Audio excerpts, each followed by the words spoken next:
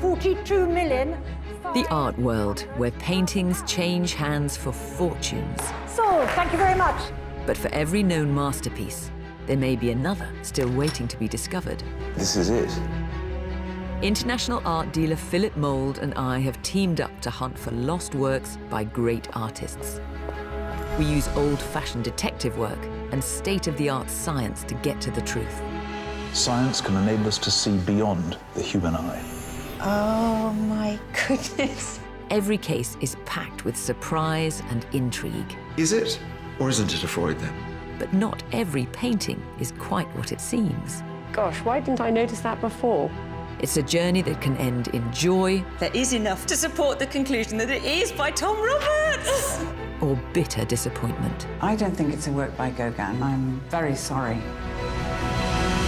This time, could a work discovered buried in the brambles of a Norfolk back garden be by celebrated sculptor Henry Moore? If it is, it could be worth a fortune. My God, there's a lot at stake with this one, isn't there? Our investigation takes us on the trail of Henry Moore through Norfolk to his home in Perry Green to discover how he created his masterpieces. Could it be the starting point Yeah. that then becomes yours? What thought? What a thought. But there's a forgotten artist in the frame. The first thing I've got to ask you, do you recognise it's one of your mother's works? Will science help us solve the mystery? Well, well, well, this is a surprise. It's now, I think, more important than ever to work out what it's made from.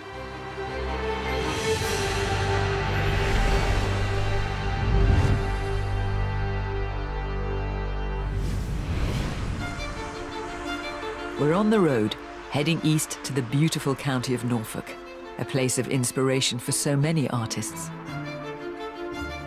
This week's case brings us to the medieval city of Norwich. We've come to meet a couple who'd like our help to investigate a mysterious work of art. Hello. Oh, nice to meet you. Hey, nice to see you. Should we have a look at your sculpture? Neil and Barbara Betts have invited us to see a curious sculpture they've owned for over 20 years. They hope it might be an undiscovered masterpiece. This is Henry. Henry?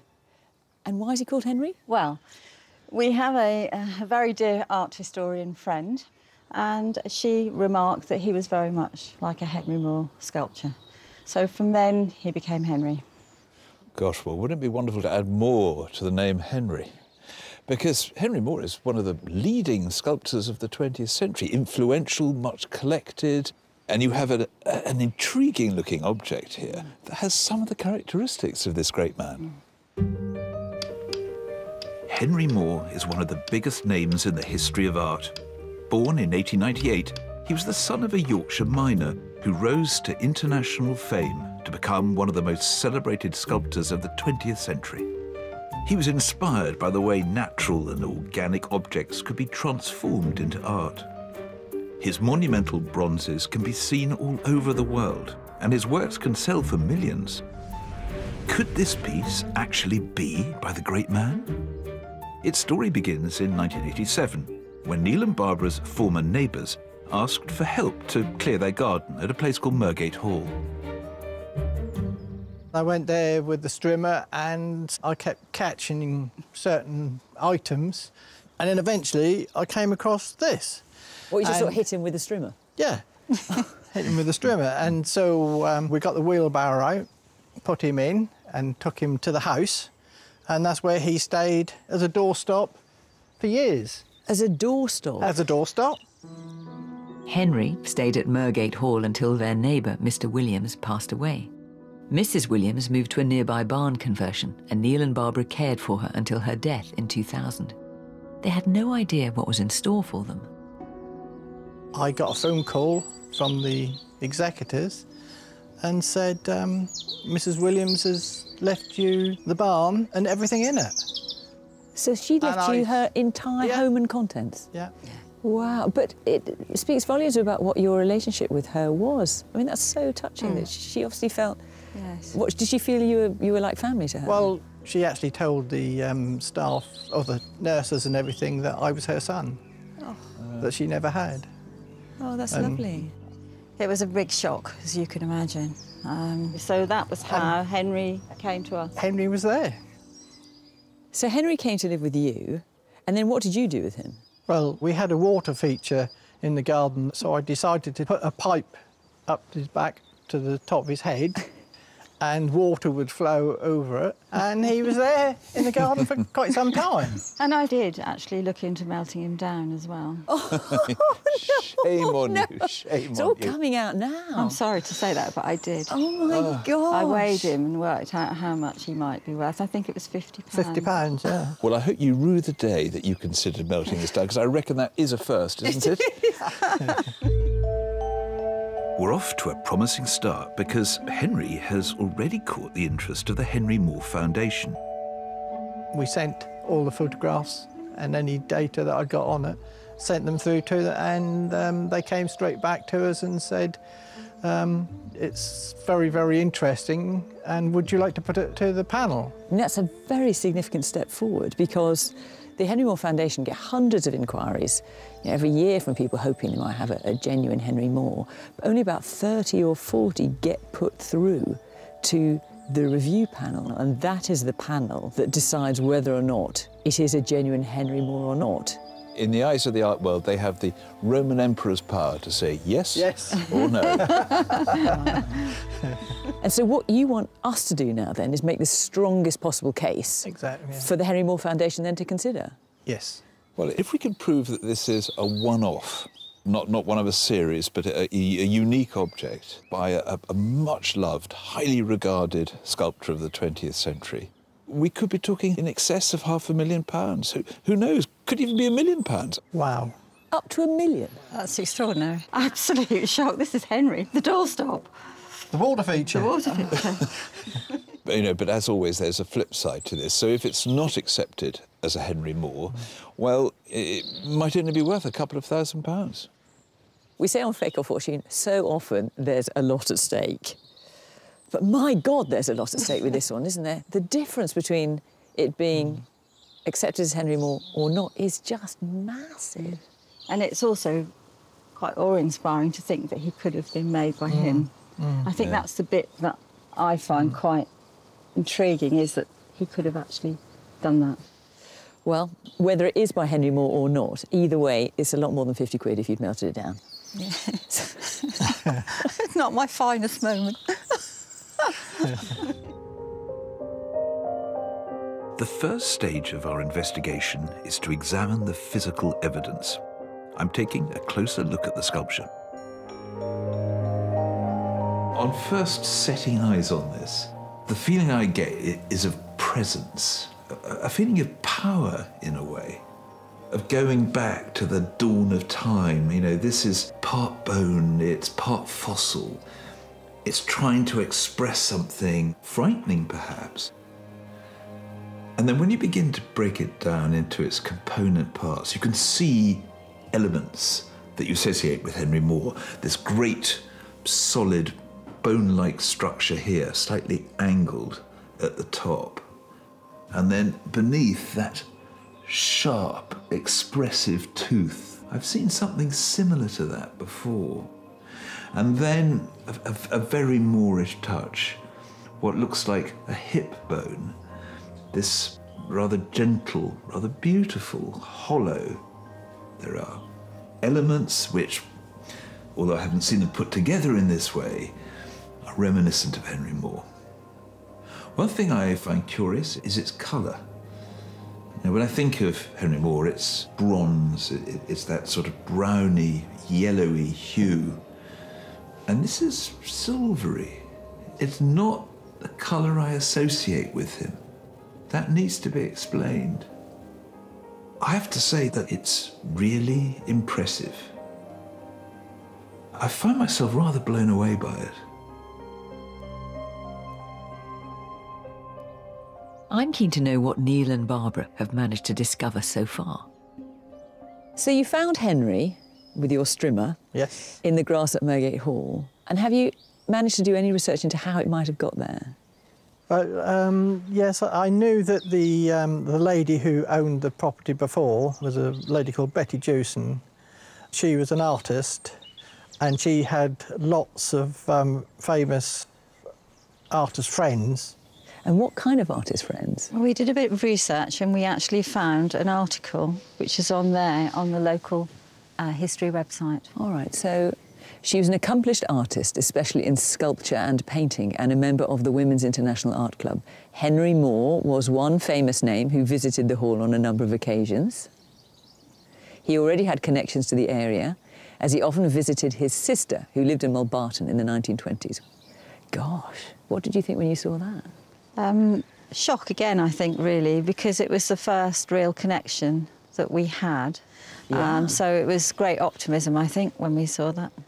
One thing that slightly rings alarm bells is it says she, Betty Jewson, was an accomplished artist, especially in sculpture and painting. Exactly. So that's got to raise a possibility that it's a sculpture by Betty Jewson and not by Henry Moore at all. Yes, exactly. That wouldn't be quite so No. good, would it? I mean, if it turns out that it is a Henry Moore, how will you feel about him? Can't even think like that. No, I can't think like that. It's just too big a thing to try and take in. Yeah, far too much. Yeah, well, we'll see what we can find out. Thank you. Thank you. Can't wait. I've come to Perry Green in Hertfordshire on the trail of Henry Moore. This is where the artist lived and worked from 1940 until his death in 1986. Today it's home to the Henry Moore Foundation, which safeguards his legacy. The network of studios where his greatest masterpieces were conceived have been carefully preserved. And in the gardens, Moore's monumental bronzes are displayed in nature as he intended. There's no better place to gain an understanding of the great sculptor, to steal a glimpse into the creative workings of his mind. Surrounded by Moore's strange organic shapes and abstract forms, I want to see how Neil and Barbara's piece compares to these genuine works. And there's one colossal sculpture that I find particularly compelling.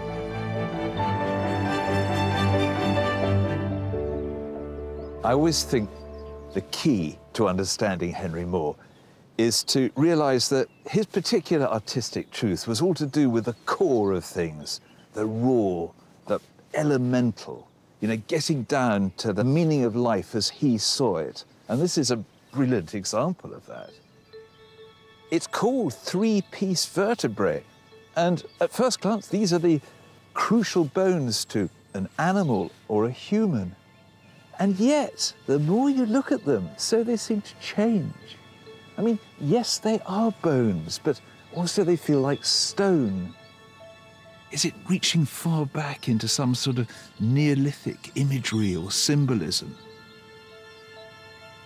So the question is, do we see in this epic piece here any echoes, any resonances in Neil and Barbara's piece? Well, I suppose the most obvious thing to point out is that central sort of spur-shaped nub in the middle, which in Neil and Barbara's sculpture is a little bit more nose-shaped, but you can see they're related in some way. And then there are these thrusting upward points, almost like embryonic teeth. Well, we've seen something very similar in Neil and Barbara's piece. And taking it as a whole, the sort of turning, undulating nature and feel of bone, we see something very similar in Neil and Barbara's sculpture.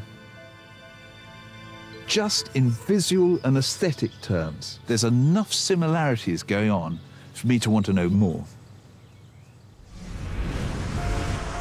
I'm heading out of Norwich on the trail of this intriguing sculpture.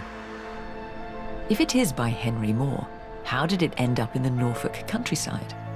To find out, I've come to the place where it was discovered, a fine medieval manor house, Mergate Hall. This is where the artist Betty Jewson lived from the 1930s until her death in 1981. According to local history, Henry Moore visited on several occasions. Eleanor Chubb now lives at Mergate Hall. She's agreed to help me find where the sculpture was discovered. Hi there. Hi. Nice to meet you. Nice to meet you too. What a beautiful place. Thank you. Absolutely lovely. Now, I've got a map here Okay. that Neil has given me. X marks the spot. And I think it leads over there. Yes. Shall we try and... Yeah, of course. Can you guide me to it? Yes, absolutely. Right. After the Jewson family left Mergate Hall, Neil and Barbara welcomed their new neighbours, Mr. and Mrs. Williams. It was in 1987 that Neil helped them clear the garden and discovered the sculpture. So we're looking in this undergrowth, in this clearing. Just here? Yes.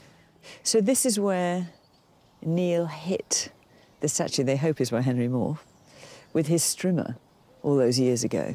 Indeed. It does make sense that work was found here.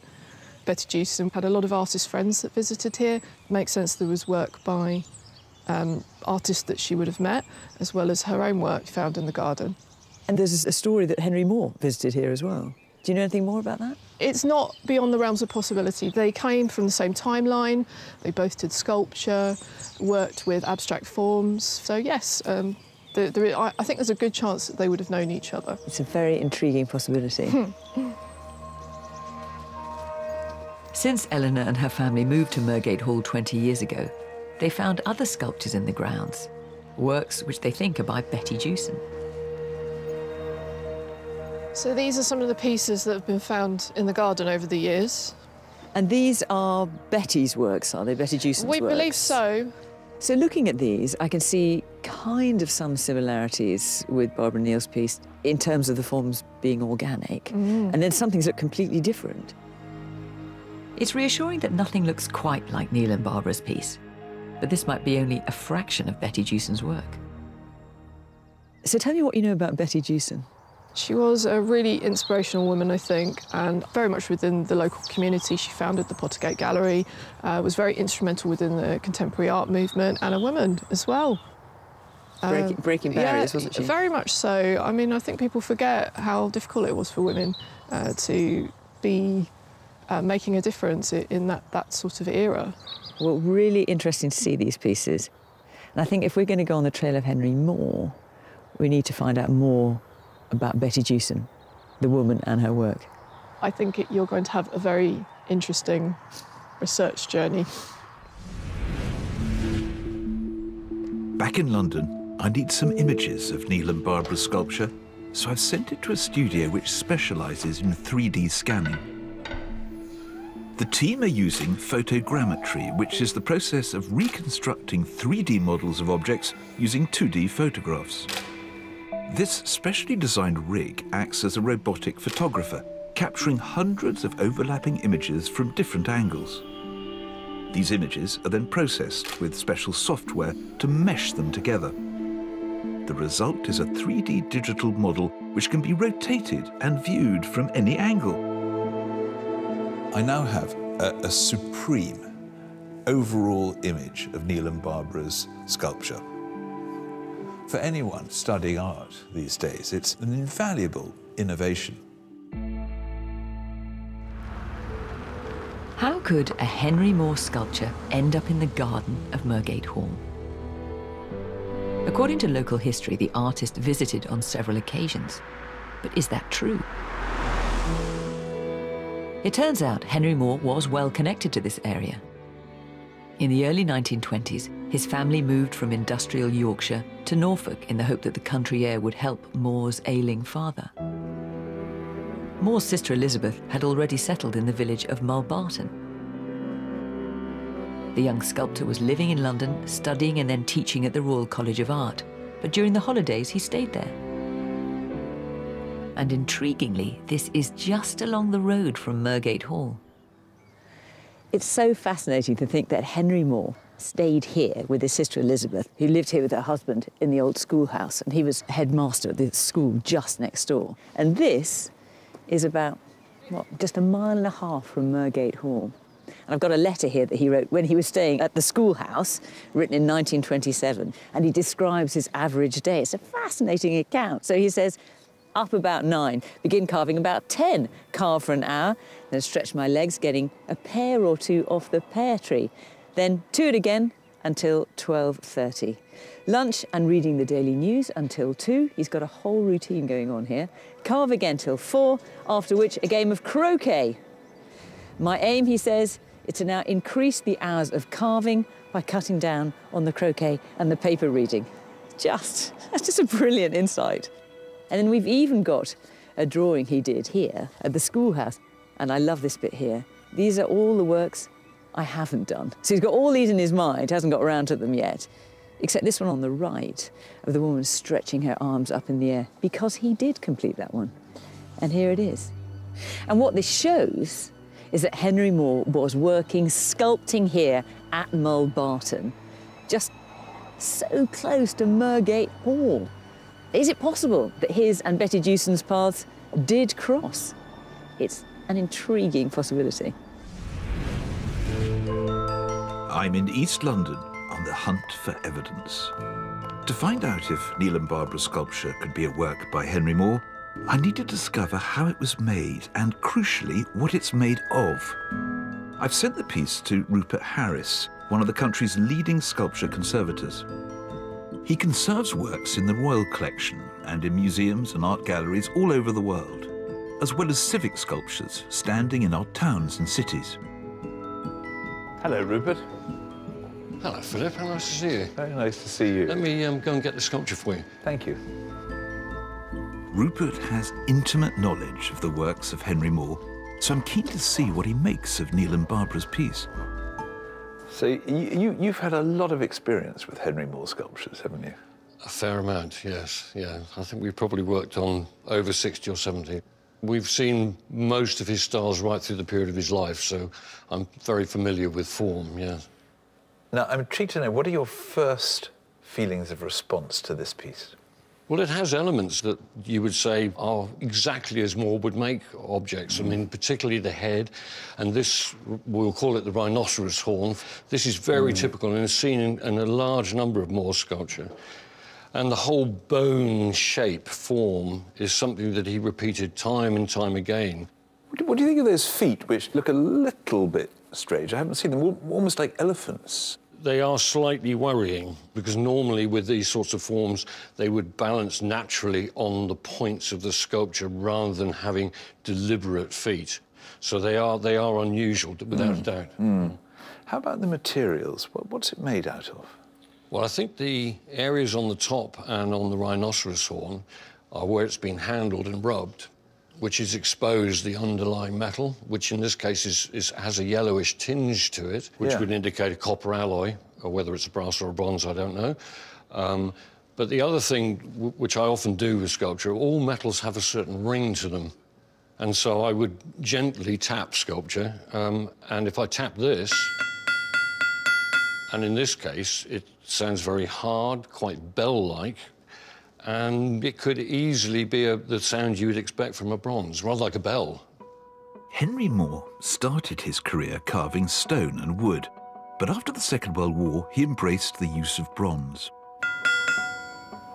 So that could be the sound of bronze that we've just heard, but it doesn't hugely look like bronze to me, not the sort of bronze that I associate with Henry Moore.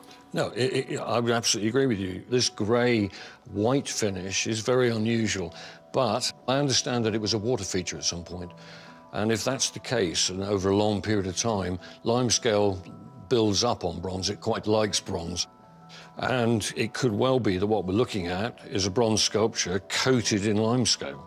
Now, that's reassuring, because that's the thing that's always worried me about this, is the materials. So although at first glance it might not look like it, this could be Moore's favourite metal of bronze. It could be. So what we're looking at suggests to you Henry Moore, but the unfathomable part now is exactly what the materials are and how it was made, which could take us closer or further away. Absolutely, yeah. The trail of Henry Moore has led me to the North Norfolk coast. Not far from Wells next the sea, Moore had another family home. His other sister, Mary, had taken a teaching post in the village of Whiton, and Moore was a regular visitor. The schoolhouse where Moore stayed is now an art gallery and home to Diana Cohen. Hello, Fiona. Dan, how very nice to meet you. Welcome to Whiton. I've come to see your garden and what you found in it. Let's go round. I've come here because Neil and Barbara aren't the only ones to have made a discovery in a Norfolk back garden. And this is a lovely view. Absolutely lovely, Diana. So is this what you found in the garden? Yes, we were levelling the ground, And we unearthed this. And Alfred said, this has been worked on. Look, you can definitely see a head emerging. And you can see chisel marks. Diana and her late husband, the artist Arthur Cohen, suspected they'd stumbled on the beginnings of a work by Henry Moore, so they decided to show it to him. We went to have tea with Henry Moore one day, and we took it with us in an old Marks and Spencer carrier bag. And he said, oh, he said, I remember doing that piece. He said, I broke my best chisel doing that, and I was so cross. He said, how kind of you to bring it back. Thank you so much. After we'd had tea, my husband said, what a lousy art dealer you are. You find a Henry Moore and you go and give it back to him. So you gave it back to him, and he remembered making it? He remembered making it, yes, yes.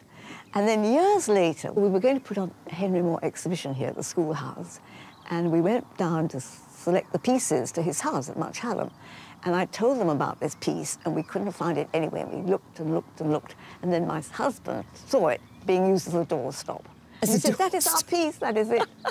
So we had that in the exhibition, and of course then, after that, they gave it back to me.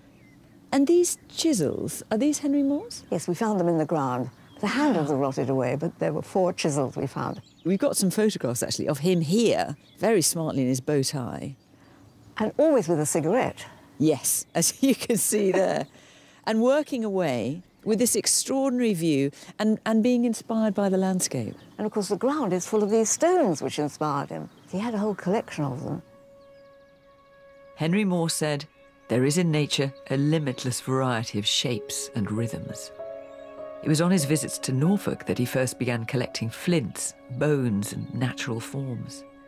Actually, when you think about particularly his monumental sculptures, you can see those shapes evolving out of these natural forms. Absolutely. And of course, this kind of flint is everywhere in Norfolk. Look, it's in the house. It's everywhere, in the buildings, everywhere. Every time you dig the ground, you find something. Moore said of his homes in Mulbarton and here in Wyton, I'm thankful for these 2 spots in Norfolk where I can sit in the open air, cross-legged on patches of grass and chipped stone.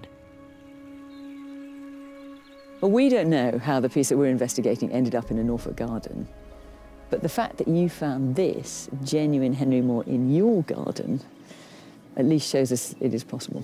And we took it back to him, and he identified it and said, yes, it was mine. Well, you can't get a better authentication than that. You certainly If only we could still do that now. Exactly, exactly.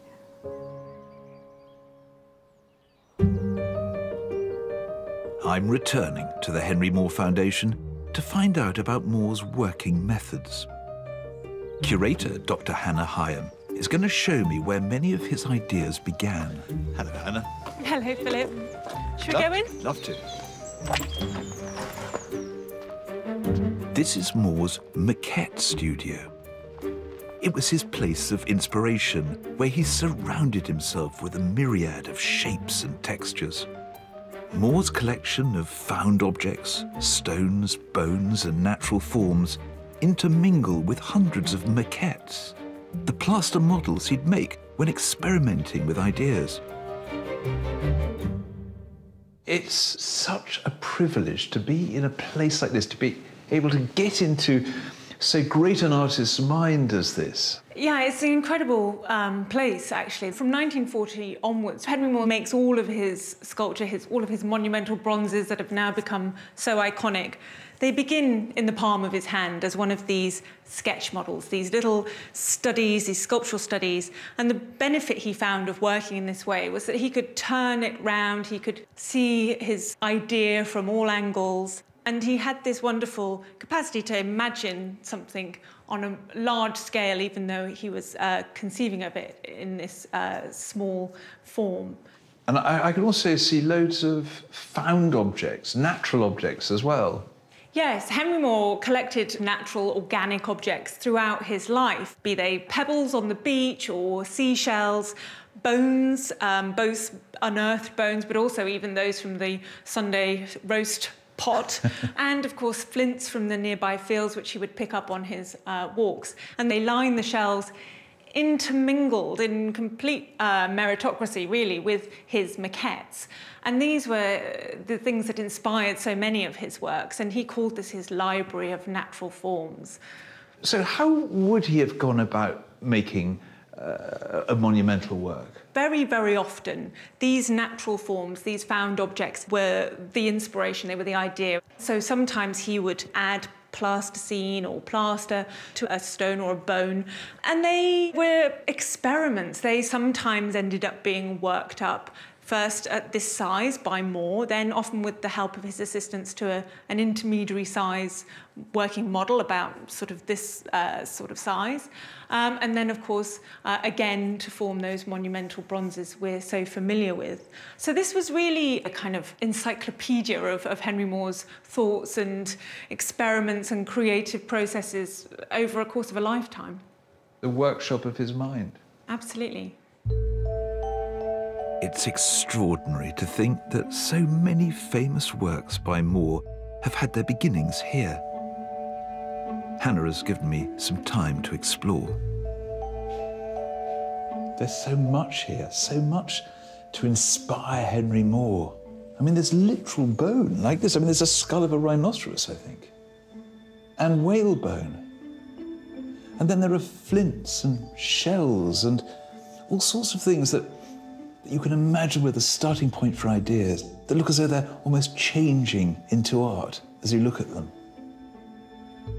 And I'm particularly looking for anything that resonates with Neil and Barbara's sculpture. And there's one object there that looks particularly intriguing. I'd love to get a close look at it. I've asked Neil and Barbara to join me here at Perry Green. I've got something to show them that I hope might bring us closer to Henry Moore. Well, hi again. Hello. Hello. Hello, hello. So we're surrounded with all of the ideas, the thoughts of Henry Moore's sculptures to be. And amongst them all, there is this one that I'd like to show you. Oh, yes, it's got the same feeling about it. It has. It's got the shape. It's got the shape without the tooth part, but it's got the shape. It's fantastic. So the question that we have to ask is, does this object in some way relate to yours? Could it be the starting point, the flame of a thought that then becomes yours? Mm. What thought? What a thought, what a thought. What a thought. It is quite amazing, it really is, to think that that could have become that. It makes it all seem a bit more real. Yeah, it does. Well, we still have an awful lot more to try and prove. I'm sure. And I feel that in this sort of big task ahead of us, this is a foothold. Definitely. Are you all right? It's quite surreal, isn't it? Just ask you to pinch me. It's very exciting, Philip. Fantastic.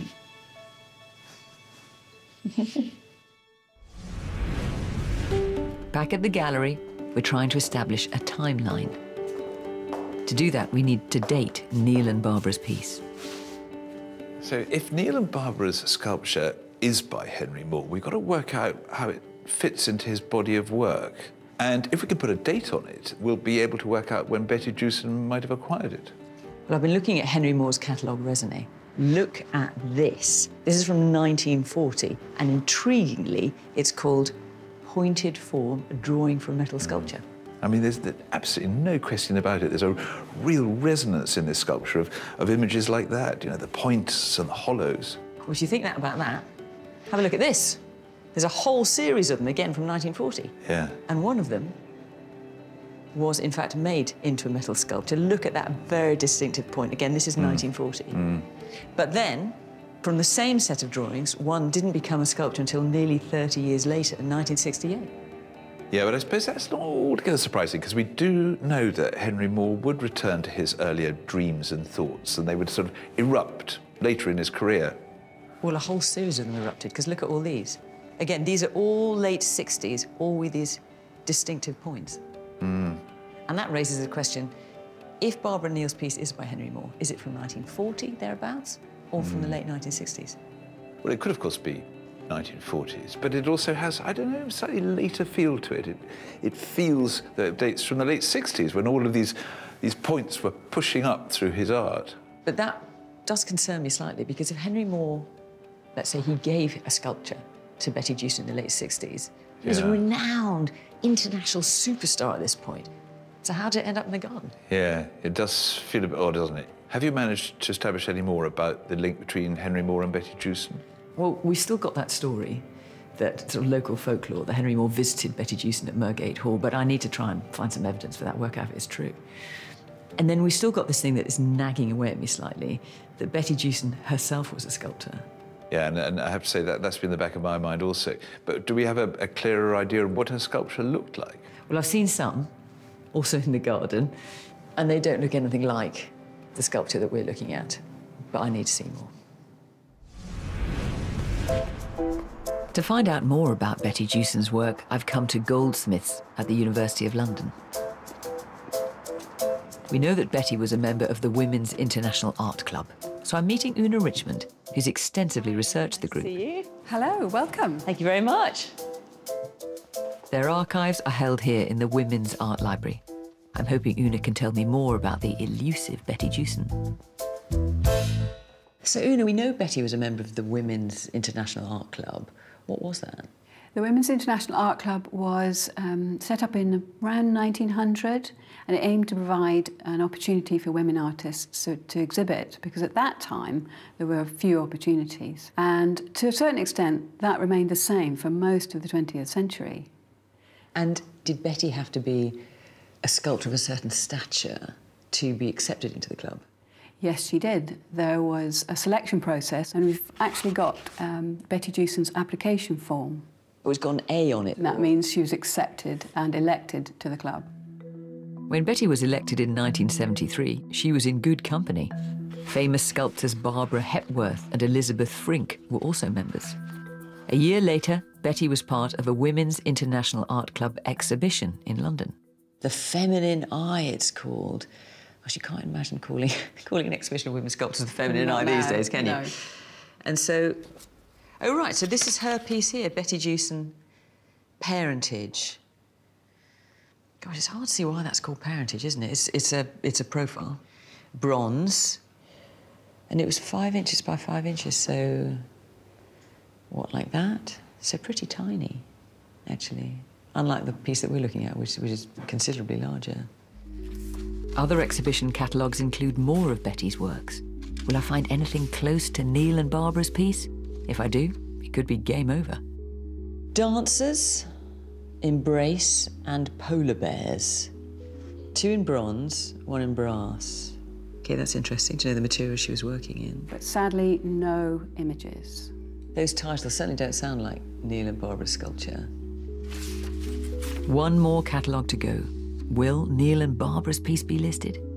So here we go. Betty Jewson, Cock and Eagle, both in bronze.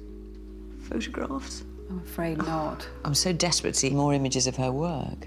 She was a gallery owner as well, wasn't she? Yes, we have a press cutting of the opening of her Pottergate Gallery in Norwich in October 1973. A former florist in Pottergate, Norwich has been converted into an art gallery, which intends to become a showcase for contemporary work in the city. And is this Betty here? Yes, with the grey hair. She's pretty redoubtable, actually. Smiling away, though. Betty exhibited her own work at her gallery, and she caught the notice of the Art Review magazine. The sculptures of Betty Jewson are small, competent pieces in bronze and aluminium, and show an individual approach, particularly in the interpretation of the horse and rider theme. Horse and rider theme? I mean, that doesn't sound like our sculpture either, like Neil and Barbara's piece. Any more pictures, any further this trail goes? I'm afraid not. I need to see more images of her work if I'm going to try and establish whether there's any chance that she could be the one responsible for Neil and Barbara's sculpture. Derby is our next stop on the trail of Neil and Barbara's sculpture. We need to examine the work forensically, so Rupert and I are heading to a materials testing lab. The facility is equipped with all manner of machines and devices designed to analyse different metals. To determine whether the work is by Henry Moore, we need to find out how it was made and, crucially, what it's made of. First, we're using an industrial X-ray to look through the sculpture. This should give us some indication of how Neil and Barbara's piece was constructed. But will it be in keeping with Moore's techniques? Well, well, well, this is a surprise. Looking at this X-ray, this is a solid casting. The reason I know that is that where you have density, high density, you have the white. And normally with a hollow bronze, you would have a cavity inside here, which there isn't in this case. You see, that's a surprise to me, because when you tapped it earlier, it sounded hollow. That sounds hollow, but clearly, judging by the X-ray, it is not. OK, so that's curious, but how do you think it would have been made, then? I mean, looking at the X-ray. I think it's a sand casting. Sand casting is the process by which a plaster maquette is pressed into sand to create a mould of its shape. Molten metal is then poured into the void to create a solid sculpture. Did Henry Moore use the sand casting process? Yes, he did. Many of the foundries he used specialised in sand casting. However, a sculpture of this size, I would normally have expected to be hollow. So it strikes me that this X-ray is showing both good and bad news. We know the process that this was made from is one that Henry Moore used, but the fact that it's solid is a concern. It is a concern. So it's now, I think, more important than ever to work out what it's made from, and that might take us closer to an answer. Absolutely, yeah. Our investigation into Neil and Barbara's sculpture has taken a troubling turn. I'm heading west to Devon in search of answers. There's someone I want to meet who I hope can help us answer whether Neil and Barbara's sculpture is a work by Betty Jewson or not. I've managed to track down Betty's son, Ed Jewson. Hi, Fiona. Hi Good there. to see you. Come this way. Thank you. Ed has several of his mother's works on display in his home and garden. He's gathered them together so I can see whether there's anything similar to Neil and Barbara's piece. Well, Ed, this is a lovely collection of sculptures here. These are all by your mother, by Betty. They are. This is rather lovely, I must say. It's lovely. Yes. I mean, this, to me, definitely looks like a horse. Yeah. But otherwise, they're very organic shapes, aren't they? What kind of materials did she use, generally? Well, anything from bronze, obviously, to the cement fondue, which is something she used quite a lot, through to welding together farm implements and so forth. So it was a great variety that she used. I got a photograph of her. Here, there you are. Oh, look at that. There she is, and that was taken in the mid-70s. Right, when she was sculpting? Yeah. And what was Betty like as a character? Character is a good word. She was quite a character and was much loved by all. She had a great laugh, she had a wild sense of humour, and lived life to the full. I'd like to have met her. She sounds great. I wish you had. We miss her terribly. Let me show you a picture of the sculpture that we are looking at. This is it here. Now, do you recognise it's one of your mother's works? No, I haven't seen it before. Well, they're hoping it's by Henry Moore, so that's good news for Neil and Barbara. I mean, do you... That's very good news, actually. And do you look at this and think it could have been one of your mother's? Well, it's always possible. She was a great follower of Henry Moore and really liked the way he sculpted. Because this was found in the long grass at your former home where you grew up at Mergate Hall, hit by a strimmer. Wow. Bother, if it is by Henry Moore, dear, oh dear. I thought I'd cleared them all up, but obviously I've missed that one. Let me ask you about another important connection. There's sort of local folklore, if you like, that Henry Moore visited your home, Betty's home, on a number of occasions. Do you remember Henry Moore coming to the house? No, I don't, I'm afraid. OK, so that's less good news. What about, I'm thinking, given that your mother was a sculptor and had trained as an artist, and she opened a gallery, of course, the Pottergate Gallery in Norwich, did she move in the kind of artistic circles where she might have met Henry Moore that way? Well, she could have done. I mean, she was a great friend of Augustus John, and I think there's some connection between Augustus John and Henry Moore. Because the renowned painter Augustus John. And in fact, he drew several portraits of my mother, and that's one of them. It's absolutely Lovely, enchanting. Yes, gosh, it is. She looks beautiful, but what a beautiful portrait as well. So she could have met Henry Moore through Augustus John. Oh, I think it's more than possible, yeah. And if in the end we do find out that Neil and Barbara's piece, which you missed when you were clearing out the garden at Mergate Hall. Yeah, thanks. If it does turn out to be a Henry Moore, how will you feel about that? Well, I mean, obviously, I'd be delighted for Neil and Barbara. It will teach me to clear up after myself, but also by understanding that my mother was definitely in contention. It shows her work in quite a good light, which makes me feel very good. Back at the gallery, I've invited Neil and Barbara for an update. So I've asked you to come here today because I have some news for you. So I met Betty Jewson's son, Ed. First of all, the good news is he does not recognise your piece as being by his mum. That's good. That's a relief, isn't it? Yes, relief. The bad news is he has no recollection or knowledge of Henry Moore visiting his mother at Mergate Hall. So we've done a bit of digging. Augustus John, the famous painter. Looks a character. He does. It's a great picture, isn't it? Now, he was a friend of Betty Jewson.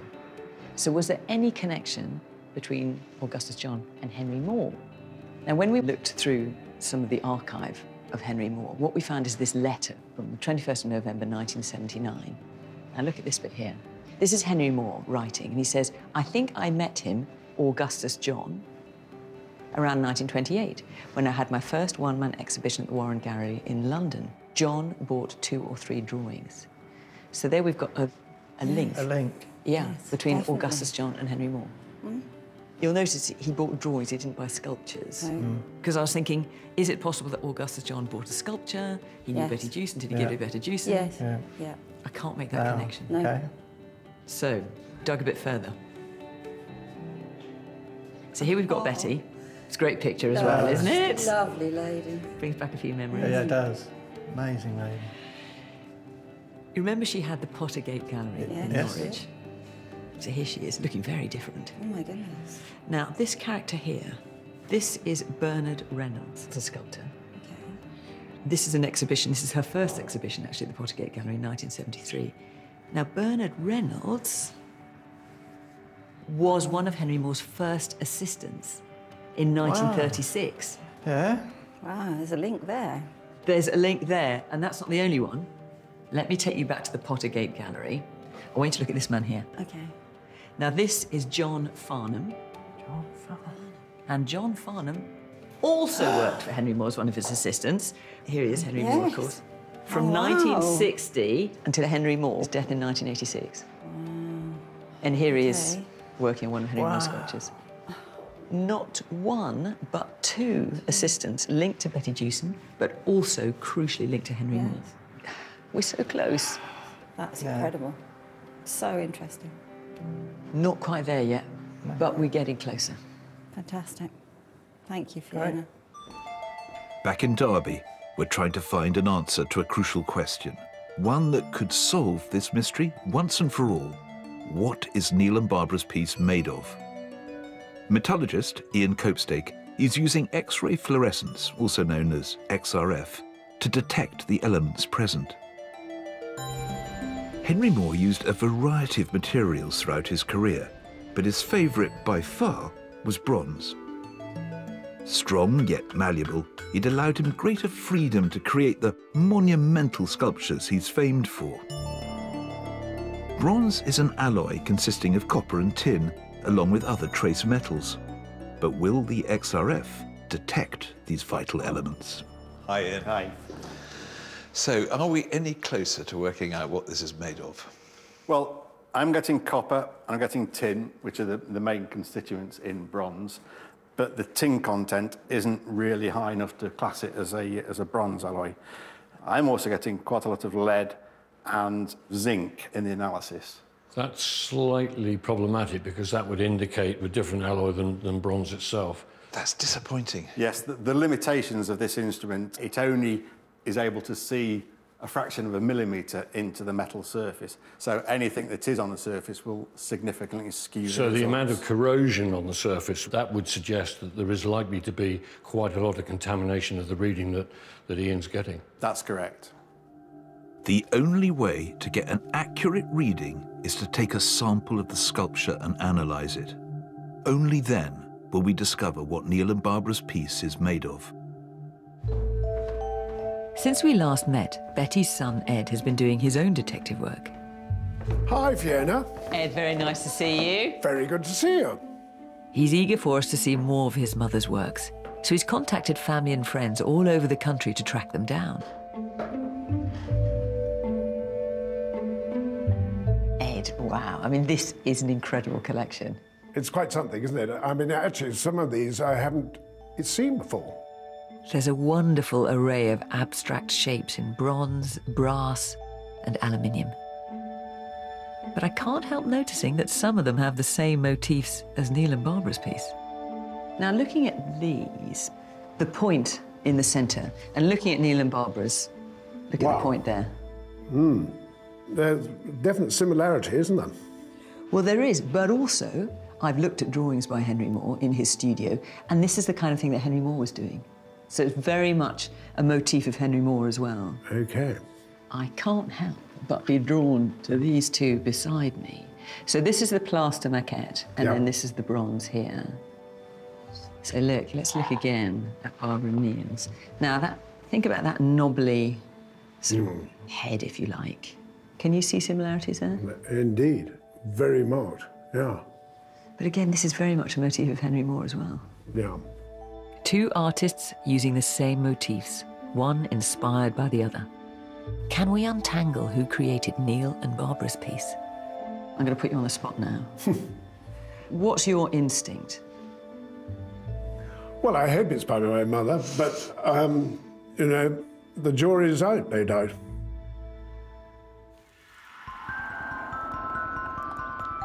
Back in Derby, Rupert and I are heading to a forensic engineering lab. It's equipped with a scanning electron microscope, which should reveal what Neil and Barbara's sculpture is made of. A small sample is placed in the chamber. Electrons interact with the sample, producing signals that can help identify the elements present. Rupert and I are waiting for forensic engineer Arthur Green to process the results. We're finally about to find out whether Neil and Barbara's sculpture is made in a material used by Henry Moore. Hi, Arthur. Hello there. Arthur, hi. So, have you managed to ascertain the metal that Neil and Barbara's sculpture is made of? We have, yes. So we've analysed it using our electron microscope, and so I can show you the results now. And as you can see, it's consistent with an aluminium alloy.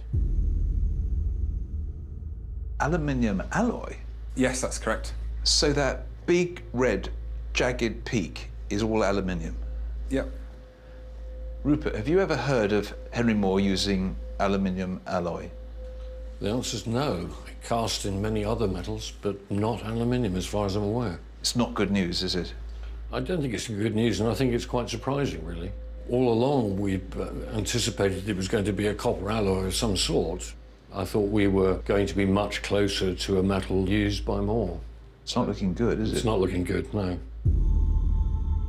We've done all that we can. The only option left is to send Neil and Barbara's sculpture and our dossier of evidence to the review panel. It consists of a committee of experts who meet twice a year at Perry Green. And it is they who have the final say as to whether this is by Henry Moore or not. Back at the gallery, the verdict letter has arrived. But while the review panel has been assessing our evidence, some new information has come to light. Well, before we give the verdict to Neil and Barbara, we have to tell them about this latest discovery. I know, but research is research. It's a two-edged sword, and we just got to accommodate the facts, whatever they are, as we find them. I mean, the stakes are so high. If this is a Henry Moore, it could be worth up to £1 million. Neil and Barbara are on their way to the gallery. We're all about to hear the decision from the review panel as to whether their sculpture is a work by Henry Moore or not. But first, we need to tell them the latest twist in the tale. Hello. Hello. Hi, Neil and Barbara. Hello. So I've got here the verdict. But before I tell you what's in there, I just want to share with you some new information that's come to light. After we sent our dossier of evidence to the Henry Moore Foundation, Ed, Betty Jewson's son, went to visit a family relative who he'd not been able to see for over a year because of the lockdown. Right. And while he was there, he found this. Recognise it? Yes. Henry. He thinks this picture was taken in the garden of his mother's, Betty Jewson's gallery, the Pottergate. OK. On the back of it is written Betty Jewson, and at the bottom, ciment fondu, so cement. Which is odd, because we know that Henry here, as you call it, is not made of cement. Now, Ed thinks that this writing is not his mother's, not Betty's. So whoever wrote this got the materials wrong. It's not cement. But whoever wrote it thought it was a work by Betty Jewson. OK. So that person might be right, might be wrong, can't say. But what it certainly doesn't do is take us any closer to Henry Moore. Yeah. And we now have another issue that we need to share with you, and that is that we have had the metal tested, and it is not bronze as we had hoped or expected, but it's aluminium alloy. Now, as far as we know, that is not something that Henry Moore ever used. But Betty Jewson did. But it's not over yet. The odds are stacked against us, but the final decision rests with the Henry Moore Foundation review panel. Do you want to hear the verdict? Definitely. Please.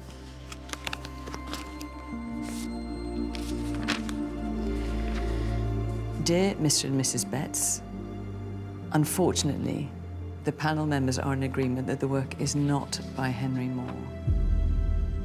I'm sorry not to bring more positive news, and I thank you for bringing this work to our attention. So sorry. Well, it was going to be one or the other, wasn't it? I mean, for what it's worth, from the first moment I saw that, I was impressed by its presence and its boldness, and it hardly surprises me that the foundation took an interest in it. No. I've got to admit, I'm gutted for you, I really am. No, don't be. The journey's been really good. The journey's been incredible. We've had such a good time. It's been lovely.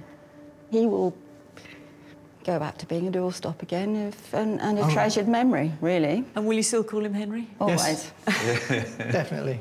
He will always be Henry.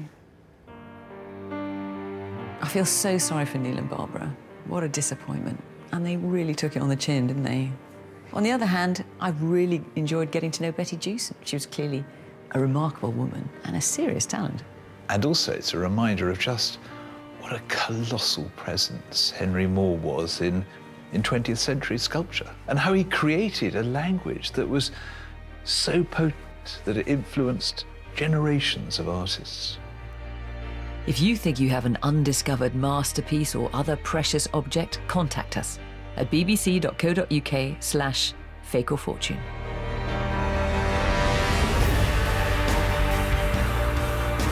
Baptiste is back with another gripping missing persons mystery. The whole of Series 2 streaming now on iPlayer.